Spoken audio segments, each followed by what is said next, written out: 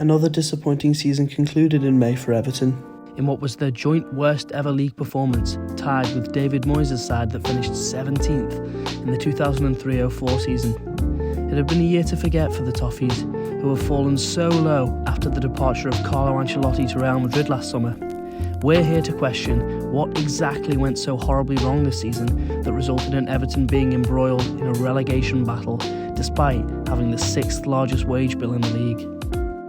The natural target for blame would be the manager who was chosen to succeed the adored Ancelotti, former Liverpool boss Rafael Benitez. Benitez had spent nearly 6 years with Everton's neighbours and won both the FA Cup and that infamous Champions League final in Istanbul. He was appointed in June of 2021 to the dismay of the Everton fan base, but actually enjoyed quite a strong start at Goodison Park. Losing just one of their first 6 league games, Benitez's side then went winless from October, shipping 5 at home to Watford and 4 at home to Liverpool, which prompted chants of the manager's name from the away section. It took a remarkable comeback at home to Arsenal in early December to grab the Blues what would go on to be their only win between October and February.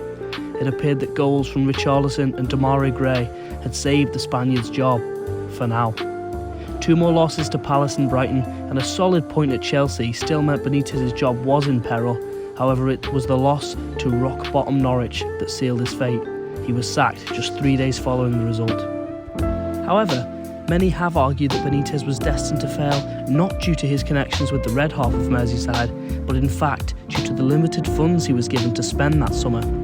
Having already spent over £500 million since Moshiri took over, Everton were floundering to adhere to financial fair play rules, and as such, Benitez only made 2 signings of note, Andros Townsend on a free transfer and Demarai Gray for £1.7 million.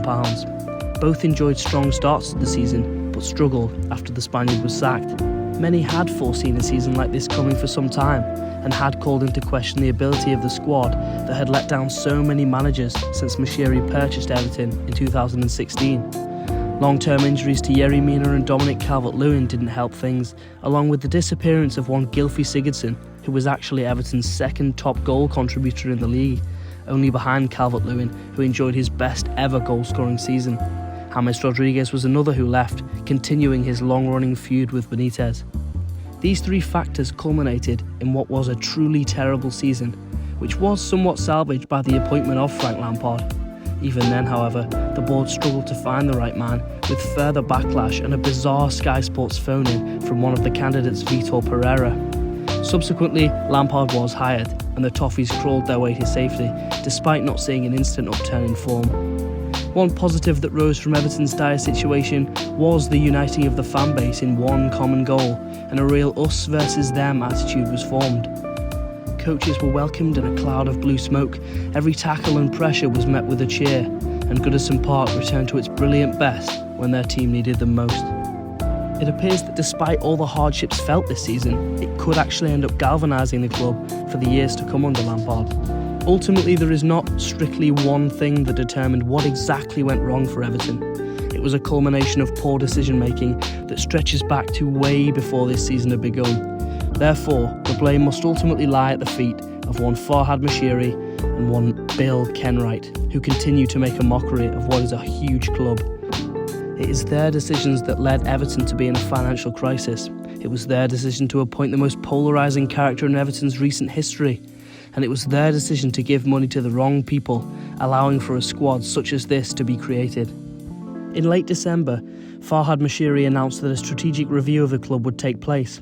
Since then, Kevin Thelwell, the man with whom many of Wolves' recent transfer successes can be attributed to, has been brought in to oversee the footballing side of the club.